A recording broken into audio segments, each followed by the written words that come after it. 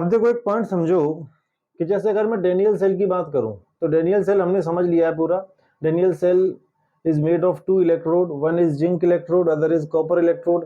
तो zinc electrode copper electrode को जब हमने पूरा सेटअप कर दिया तब जाके हमको मिलता है डेनियल सेल। अब अगर मेरे को डेनियल सेल को रिप्रेजेंट करना हो तो मैं हर बार अब इतना बड़ा सेल तो नहीं बनाऊंगा, तो मुझे क्या करना पड़ेगा, I will have to take the help of symbols. हम क्या करेंगे, हर बार इतना बड़ा सेल तो नहीं बनाते फिरेंगे, इतना बड़ा डायग्राम। हम क्या करेंगे, we will represent this cell with the help of symbols. Short form में हमें ऐसे रिप्रेजेंट करना सीखना है कि कैसे किसी भी सेल को शॉर्ट में सिंबल्स की हेल्प से हम लोग रिप्रेजेंट कर सकते हैं। नहीं समझ पा रहे मैं क्या कह रहा हूं? तो हमारा नेक्स्ट टॉपिक है सेल रिप्रेजेंटेशन। डालिए heading cell representation. Cell representation. तो यहां कुछ रूल्स हैं वो लिख रहे हैं। सबसे पहले लिखते जाओ। Number 1, the anode is written on left hand side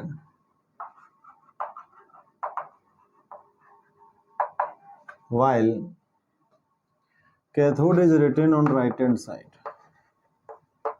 Cathode is written on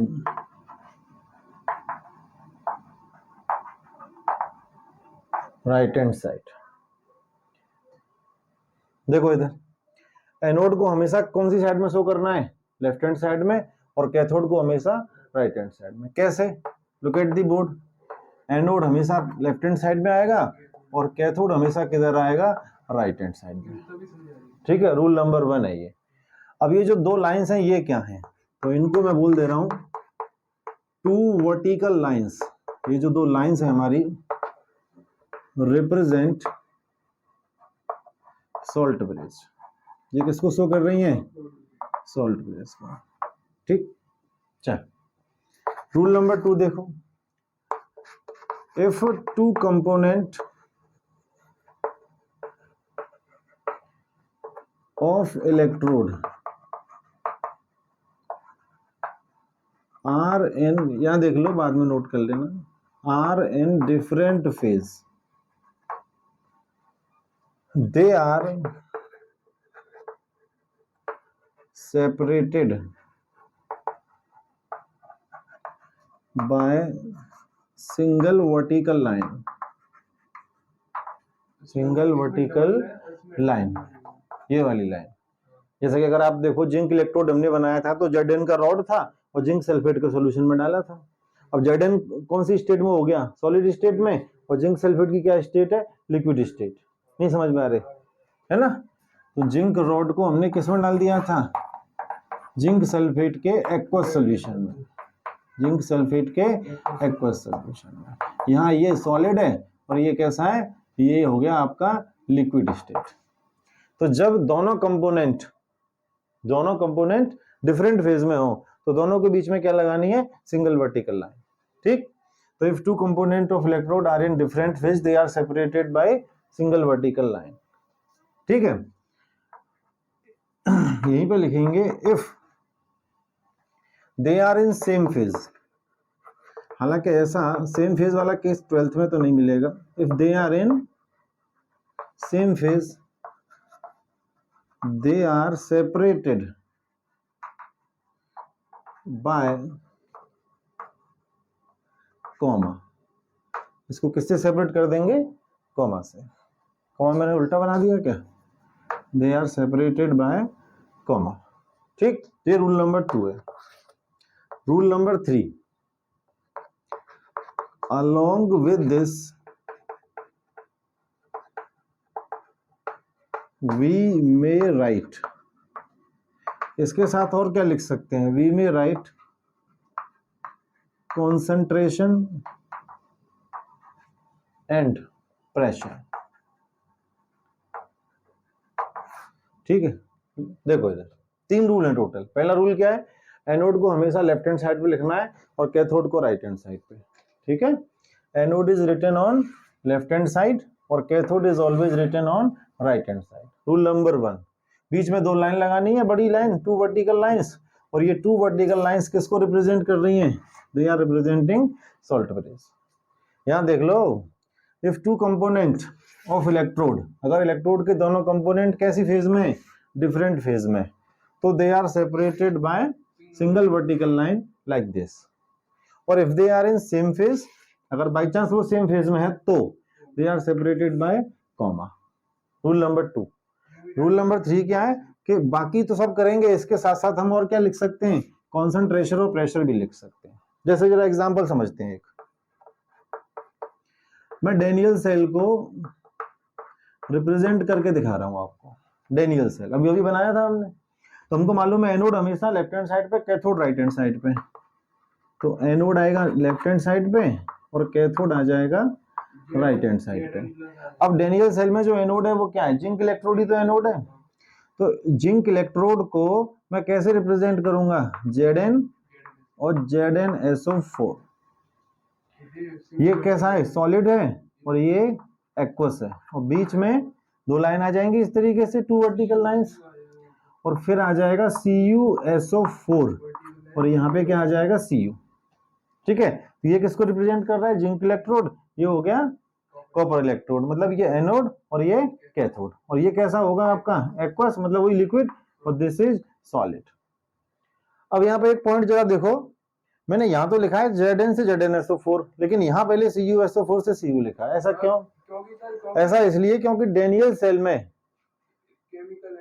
Zn+2 में चेंज हो रहा था। एनोड पर रिएक्शन देखो क्या थी? Zn is changing into Zn+2। तो Zn इज चेंजिंग इनटू, भाई यहाँ पे Zn पर कितना चार्ज है? +2। और डेनियल सेल के जो कॉपर इलेक्ट्रोड है उसमें Cu+2 किसमें चेंज हो रहा है? Cu में रिडक्शन हो रहा था ना, तो इसलिए पहले Cu+2 वाला आएगा, फिर Cu आएगा। यहाँ पहले Zn आएगा, फिर Zn+2 आएगा। तो कौन किस में चेंज हो रहा है उस हिसाब से हमें इसके लिखना है। इसके अलावा हम चाहे तो हम यहाँ पे क्या लिख सकते हैं? इनकी कॉन्सेंट्रेशन। जैसे सपोज कर लो कि ZnSO4 की कॉन्सेंट्रेशन है 0.1 मोलर, तो वो भी लिख देंगे। इसकी है सपोज करो 0.01 मोलर, तो इसको भी लिख देंगे। So this is how we can represent galvanic cell. इस तरीके से हम सेल को रिप्रेजेंट कर सकते हैं। नहीं समझ में आ रहे? तो इतना बड़ा जो डेनियल सेल का डायग्राम था वो सिर्फ हमने इतने में रिप्रेजेंट कर दिया, इतने से शो करके दिखा दिया। ठीक, चलिए यहां तक नोट करो, फिर आगे देखते हैं। तो देखो गैल्वेनिक सेल हमने पढ़ लिया।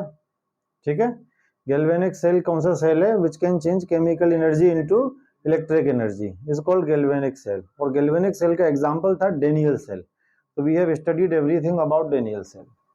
अब गैल्वेनिक सेल को एक बार और पढ़ेंगे थोड़ा डिटेल में। ठीक, तो लिखें जरा, हेडिंग डालें गैल्वेनिक सेल। तो इसमें लिखें जरा, it consists of 3 parts mainly. ये कितने पार्ट से मिलके बनता है? 3 पार्ट से मिलके। कौन कौन से पार्ट है? तो पहला है oxidation half cell, second is reduction half cell, reduction half cell, और third is salt bridge. Salt bridge, ठीक। एक ऑक्सीडेशन हाफ सेल, एक रिडक्शन हाफ सेल, और बीच में तीसरा पार्ट क्या है? Salt bridge. अब 1 बाय 1 हम तीनों को पढ़ेंगे इसमें। ठीक है, तो इसमें आप फर्स्ट हेडिंग डाल दीजिए oxidation half cell. Number 1 heading is oxidation half cell, डाल दी। अब देखो इसमें, अब थोड़ा समझ लो।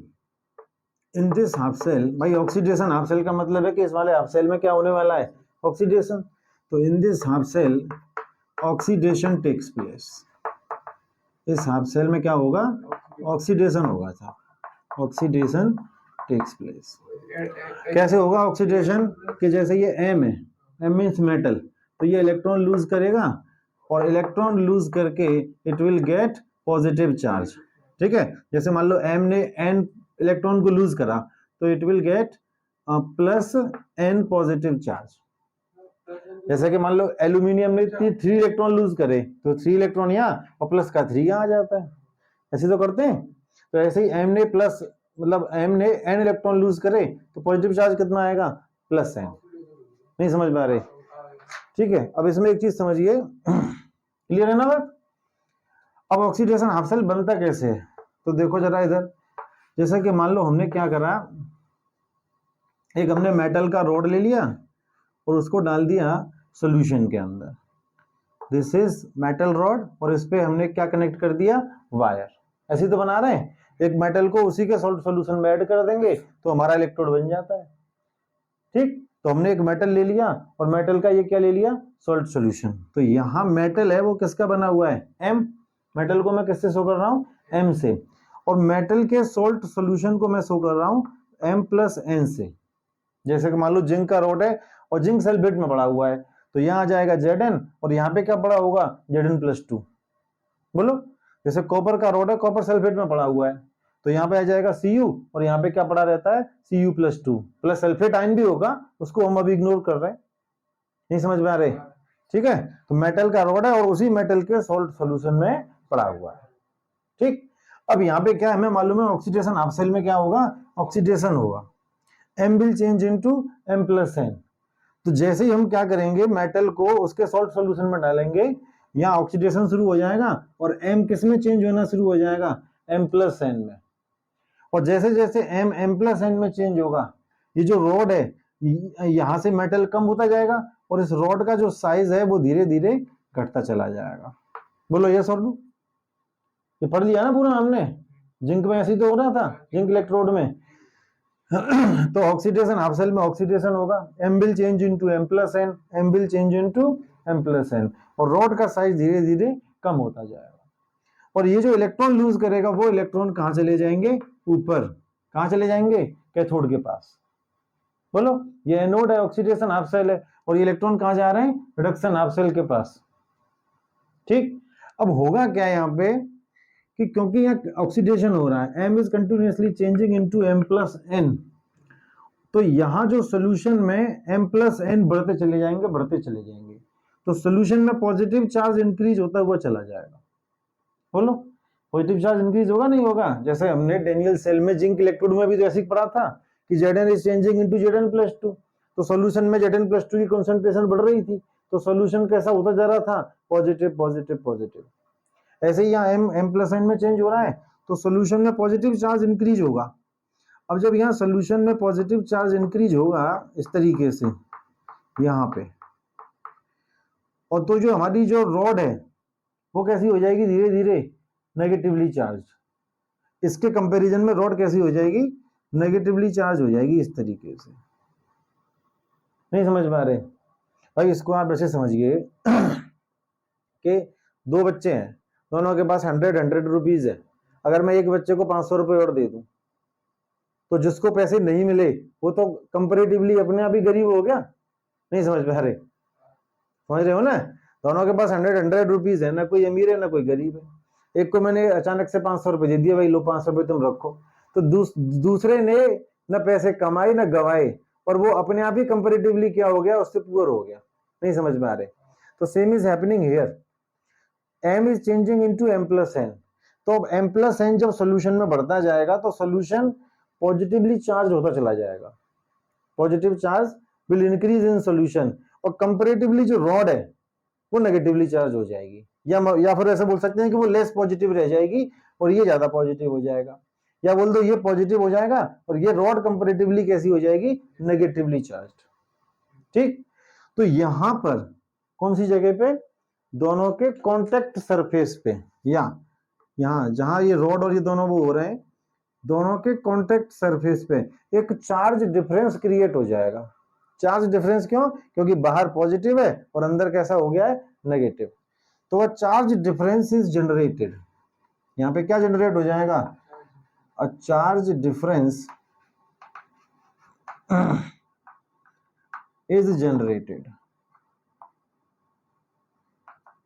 between electrode and electrolyte, जो रॉड है वो इलेक्ट्रोड है, जो सोल्यूशन है वो इलेक्ट्रोलाइट है। तो दोनों के बीच में क्या क्या जनरेट हो गया, एक चार्ज डिफरेंस जनरेट हो गया। ये जो चार्ज डिफरेंस जनरेट हुआ है दोनों के बीच में, इसी चार्ज डिफरेंस को हम किस नाम से जानते हैं? This charge difference is called electrode potential. क्या कहेंगे इसको? Electrode potential. तो अगर आपसे कोई पूछ ले भाई व्हाट इज इलेक्ट्रोड पोटेंशियल, तो हम बताएंगे the charge difference between the electrode and electrolyte is called electrode potential. जो चार्ज डिफरेंस है इसी को क्या नाम दे दिया है? Electrode potential. अब क्योंकि यहाँ पे इस इलेक्ट्रोड पे ऑक्सीडेशन हो रहा है, तो एक ऐसे इलेक्ट्रोड का इलेक्ट्रोड पोटेंशियल जिस पे ऑक्सीडेशन चल रहा है, तो ऐसे इलेक्ट्रोड पोटेंशियल को हम क्या नाम दे सकते हैं? Oxidation potential. क्या नाम देंगे? Oxidation potential.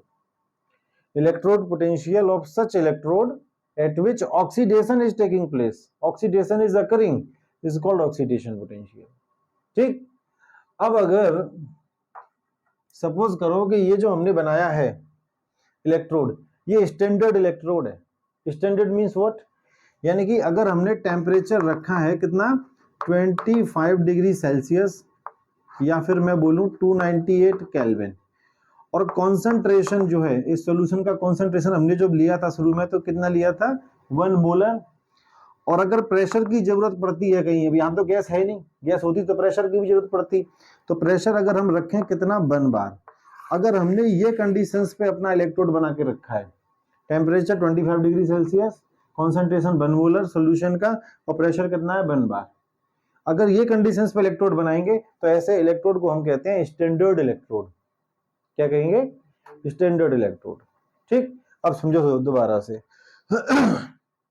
Charge difference between electrode and electrolyte is called electrode potential, और electrode potential of such electrode at which oxidation is taking place is called oxidation potential.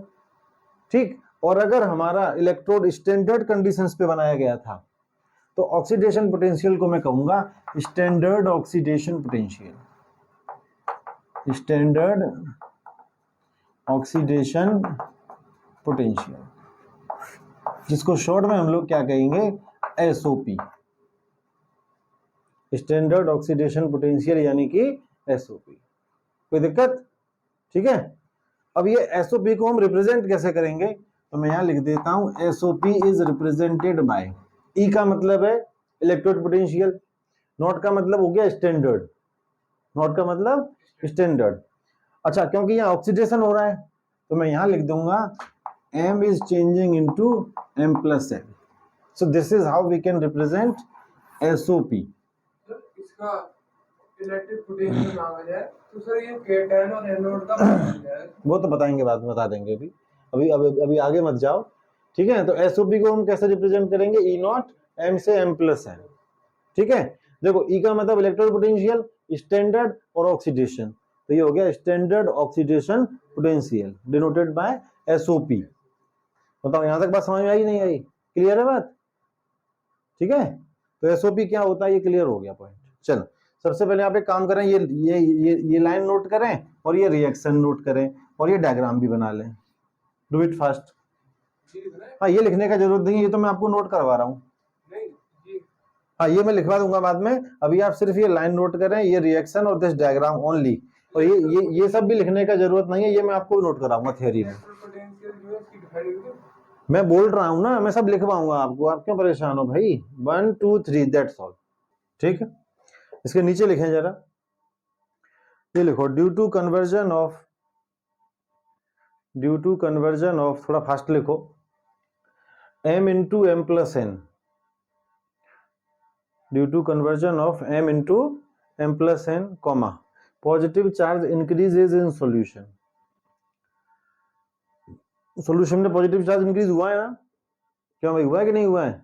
Positive charge increases in solution, whereas metal rod becomes less positive, whereas metal rod becomes less positive relatively, less positive relatively. So a charge difference is generated, so a charge difference is generated between electrode and electrolyte. Charge difference generate हो गया. Charge difference is generated between electrode and electrolyte which is called electrode potential. इसी charge difference का नाम क्या रख दिया है? Electrode potential, which is called electrode potential. ठीक, नेक्स्ट लाइन से लिखें. अब आपको मालूम है एक ऐसे इलेक्ट्रोड का इलेक्ट्रोड पोटेंशियल जिस पे ऑक्सीडेशन हो रहा है उसको क्या कहेंगे? Oxidation potential. तो नेक्स्ट लाइन से लिखें, the electrode potential of N electrode, the electrode potential of N electrode at which oxidation is taking place, the electrode potential of an electrode at which oxidation is taking place is called oxidation potential, is called oxidation potential.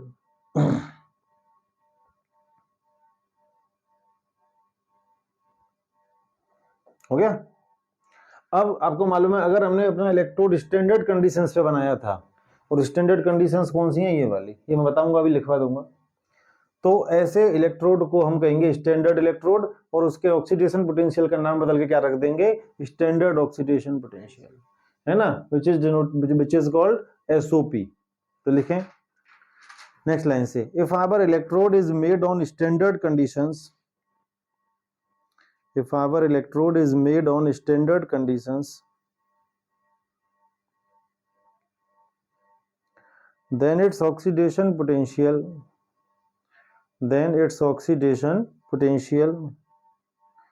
is called standard oxidation potential, is called standard oxidation potential.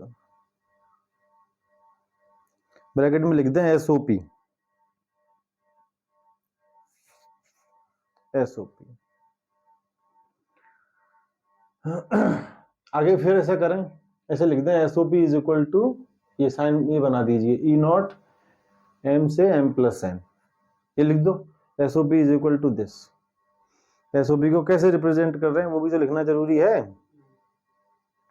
ना. Main चीज तो यही है, numerical में तो it will help us. इसी को लेके आगे बढ़ेंगे.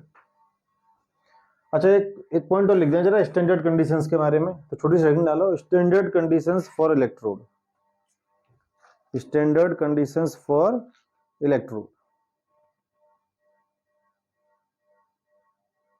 और इसमें लिखें टेम्परेचर इज इक्वल टू, अगर आपको स्टैंडर्ड इलेक्ट्रोड बनाना है तो क्या क्या रखना पड़ेगा? तो लिखें temperature is equal to 25 degree Celsius oblique 298 kelvin. ठीक. Pressure 1 bar. प्रेशर कब आएगा? If some gas is involved in our electrode. अब यहाँ तो कोई गैस है नहीं, तो यहाँ तो प्रेशर का कोई सिस्टम ही नहीं है. हाँ, अगर होता तो फिर प्रेशर 1 बार रखना था. और लिख दो कॉन्सेंट्रेशन 1 मोलर, कॉन्सेंट्रेशन 1 मोलर. ठीक. चलिए नंबर 2, रिडक्शन हाफ सेल. देखिए रिडक्शन हाफ सेल. तो क्या होगा इस हाफ सेल में साहब? In this half cell reduction takes place, reduction take place. कैसे होगा? देखो जरा, m plus N electron accept करके किस में चेंज हो जाएगा? m में. सही है, रिडक्शन हो रहा है, ऑक्सीडेशन स्टेट डिक्रीज. ऐसे देखिए इसको कि ये सॉल्यूशन हमारा है, और यहाँ पे ये हमने कोई एक मेटल का रॉड यहाँ पे डाल दिया है. ठीक. ऊपर से इलेक्ट्रॉन आ रहे होंगे. यहाँ पे क्या होगा? दिस इज m और it is m plus n. तो रिडक्शन हाफ सेल में रिडक्शन होना है. m plus n will accept electron and will change into m. तो m प्लस n किस में चेंज होगा? m में. अब जब m plus n continuously m में चेंज होता रहेगा तो सोल्यूशन के अंदर जो पॉजिटिव आयंस हैं उनका नंबर घटता रहेगा. जैसे हमने डेनियल सेल में कॉपर का जो इलेक्ट्रोड था वहां भी तो ऐसे ही हो रहा था. कॉपर इलेक्ट्रोड पे क्या हो रहा था बताओ, कि सारे के सारे कॉपर सल्फेट में से Cu डबल पॉजिटिव रॉड की तरफ अट्रैक्ट हो रहे थे, और सॉल्यूशन के अंदर Cu+2 का नंबर घट गया, और किसका कॉन्सेंट्रेशन बढ़ गया था, सल्फेट आयन का। नहीं समझ पा रहे। और जब यहाँ पे से इस सॉल्यूशन के अंदर से पॉजिटिव आयन घटते जाएंगे और नेगेटिव आयन बढ़ते चले जाएंगे, समझ रहे हैं ना। तो सॉल्यूशन कैसा हो जाएगा कंपैरेटिवली, ये हो जाएगा नेगेटिवली चार्ज्ड। हुआ कि नहीं होगा, समझ रहे हैं ना। क्योंकि सॉल्यूशन में से भाई M+N किसमें चेंज हो रहा है, M में रिडक्शन हो रहा है, तो M+N जितने भी कैटायन पड़े हैं सारे के सारे M में चेंज हो जाएंगे इलेक्ट्रॉन एक्सेप्ट करके। और इस सॉल्यूशन के अंदर पॉजिटिव चार्ज जब घट जाएगा तो नेगेटिव चार्ज बढ़ जाएगा। जैसे कॉपर सल्फेट वाले में Cu+2 सारे चले गए और सल्फेट आयन रह गए, तो सॉल्यूशन कैसा हो जाएगा, नेगेटिवली चार्ज। और रॉड कंपैरेटिवली कैसी होगी, पॉजिटिवली चार्ज। रॉड कंपैरेटिवली कैसी हो जाएगी, पॉजिटिवली चार्ज। अब यहाँ पे क्या होगा कि इलेक्ट्रोड और इलेक्ट्रोलाइट के बीच में चार्ज डिफरेंस क्रिएट हो गया, हुआ कि नहीं हुआ। इस सरफेस के बाहर नेगेटिव चार्ज है, अंदर पॉजिटिव चार्ज है। तो यहाँ पे जो चार्ज डिफरेंस जनरेट हुआ है, charge difference between electrode and electrolyte, इसी चार्ज डिफरेंस का नाम क्या रख देना है, electrode potential. This charge difference is called electrode potential. और एक ऐसे इलेक्ट्रोड का इलेक्ट्रोड पोटेंशियल जहां रिडक्शन चल रहा है, तो इलेक्ट्रोड पोटेंशियल को हम क्या कहेंगे, reduction potential. The electrode potential of such electrode at which reduction is taking place is called reduction potential। और अगर ये हमने स्टैंडर्ड कंडीशंस पे बना के रखा हुआ है, तो रिडक्शन पोटेंशियल को फिर हम क्या कहेंगे, स्टैंडर्ड रिडक्शन पोटेंशियल। बिल्कुल उसी की तरह ही है, स्टैंडर्ड रिडक्शन पोटेंशियल है। इसको शॉर्ट में क्या बोलेंगे, SRP। अब बताओ, ठीक है। तो रिडक्शन हाफ सेल में M+N is continuously changing into M, solution के अंदर पॉजिटिव चार्ज घटेगा, इसका मतलब सॉल्यूशन कंपैरेटिवली नेगेटिव हो जाएगा, और रॉड पॉजिटिवली चार्ज रहेगी। तो यहाँ पे क्या होगा, एक चार्ज डिफरेंस जनरेट हो जाएगा इलेक्ट्रोड इलेक्ट्रोलाइट के बीच में। उस चार्ज डिफरेंस को हम क्या नाम देंगे, हाँ, charge difference is called electrode potential. और इलेक्ट्रोड पोटेंशियल एक ऐसे इलेक्ट्रोड का जहां रिडक्शन चल रहा है, उसे कहेंगे रिडक्शन पोटेंशियल। और अगर ये इलेक्ट्रोड स्टैंडर्ड कंडीशंस पे बना है, तो रिडक्शन पोटेंशियल का नाम बदल के क्या रख देंगे, स्टैंडर्ड रिडक्शन पोटेंशियल, यानी कि SRP। अब अगर इस SRP को डिनोट करना हो तो कैसे शो करेंगे, हम इसे करेंगे E0 M+N/M। बोलो यस और नो, ठीक है। यहाँ पे क्या दिखा दिया हमने, रिडक्शन होते हुए। चलिए अब आप एक काम करिए, सबसे पहले ये इतना नोट करो, फिर मैं आपको लिखवाता हूं। नोट डाउन दिस फर्स्ट, लिखो, ये लिखो, due to the conversion of M+N to M, due to the conversion of M+N to M, positive charge decreases in solution, solution के अंदर पॉजिटिव चार्ज घटेगा, positive charge decreases in solution, और उसके comparison में rod ज्यादा positive हो जाएगी, है ना।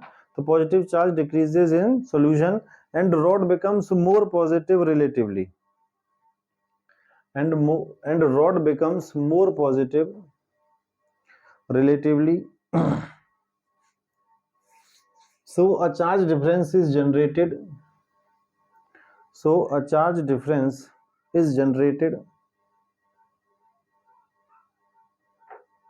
between electrode and electrolyte,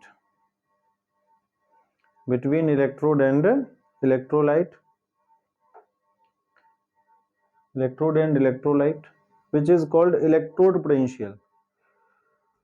और इस चार्ज डिफरेंस को हम क्या कहेंगे, इलेक्ट्रोड पोटेंशियल। नेक्स्ट लाइन से लिखें, इलेक्ट्रोड पोटेंशियल ऑफ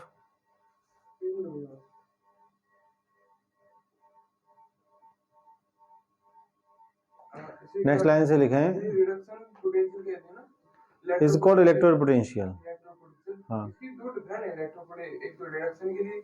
हाँ हाँ, कैसे अब आगे लिखो, बताऊंगा, आगे लिखो नेक्स्ट लाइन से। Electrode potential of such electrode, electrode potential of such electrode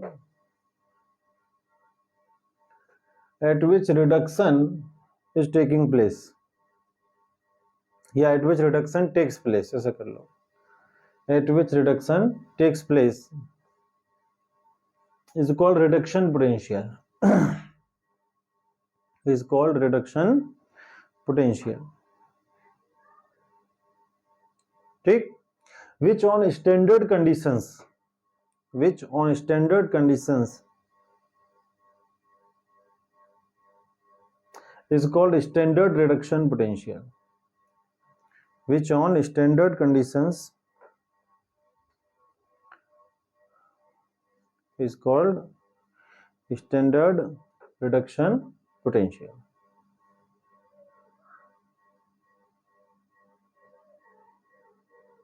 bracket में लिख देना SRP, SRP, ठीक। आगे लिखें, ये इसको लिख दीजिए, SRP is equal to E not M plus N to M, है ना। SRP को हम ऐसे डिनोट करेंगे, एक नोट लिखिए। देखो अब हमें ये तो पता चल गया कि each electrode has some value of electrode potential, हर एक इलेक्ट्रोड का अपना एक इलेक्ट्रोड पोटेंशियल है, ठीक है। अब चाहे उसका इलेक्ट्रोड पोटेंशियल 2 वोल्ट हो, 3 वोल्ट हो, 1 वोल्ट हो, जो भी हो, लेकिन होगा तो सही। तो किसी भी इलेक्ट्रोड का इलेक्ट्रोड पोटेंशियल कई सारी चीजों पर डिपेंड करता है। तो हम लिख रहे हैं, जरा लिखो, the magnitude of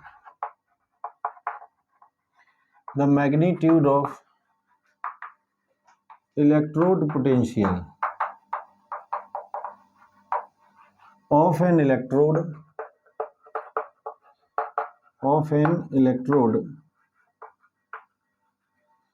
depends upon three factors, depends upon three factors। किसी भी इलेक्ट्रोड का इलेक्ट्रोड पोटेंशियल क्या होगा, ये तीन चीजों पर डिपेंड करता है। देखो इधर कौन कौन सी, पहला टाइप ऑफ मेटल, अगर आपने कॉपर का रॉड लिया हुआ है तो कुछ और होगा इलेक्ट्रोड पोटेंशियल, उसकी जगह आपने सिल्वर का रॉड ले लिया तो इलेक्ट्रोड पोटेंशियल कुछ और हो जाएगा, आयरन का ले लिया तो कुछ और हो जाएगा। तो पहला डिपेंड कर रहा है type of metal. Second is temperature, अगर आपने मेटल सेम रखा बट आपने टेम्परेचर चेंज कर दिया, एक का टेम्परेचर कुछ और है, मान लो आपने एक बार बनाया कॉपर इलेक्ट्रोड, सुन लो पहले, तुम लिखने का बहुत पड़ता है।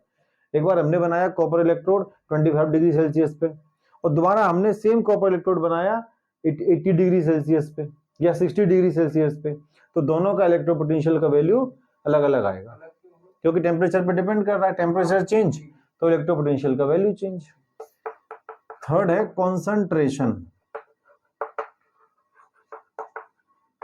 ऑफ सॉल्यूशन, जो आपने इलेक्ट्रोलाइटिक सॉल्यूशन लिया है उसका कॉन्सेंट्रेशन। अगर आपने कॉन्सेंट्रेशन सेम मेटल लिया है, सेम टेम्परेचर रखा है, बट आपने concentration of electrolytic solution change कर दिया, तो भी क्या होगा, the value of electrode potential will also change, ठीक। तो ये तीन फैक्टर हैं जिन पे electrode potential of N electrode depend, ठीक है। चलिए आगे लिखें थोड़ा सा सॉल्ट ब्रिज के बारे में। सॉल्ट ब्रिज, तो इसमें लिखें, वैसे हम लिख चुके हैं, we have already written about it, फिर भी दो या नौ लिख लेते हैं। तो लिखो, it is usually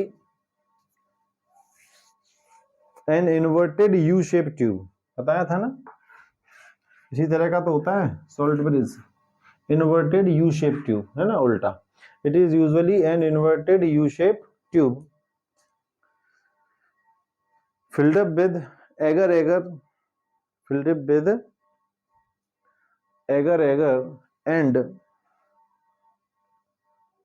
and some inert electrolyte। क्या क्या भरा होगा इसमें, एगर प्लस इनर्ट इलेक्ट्रोलाइट, इनसे ये ये दोनों का मिक्सचर इसमें भर देते हैं, सॉल्ट बेस बैंक तैयार हो जाता है। ठीक है, चलिए तो आज के लिए इतना काफ़ी है, कल देखते हैं।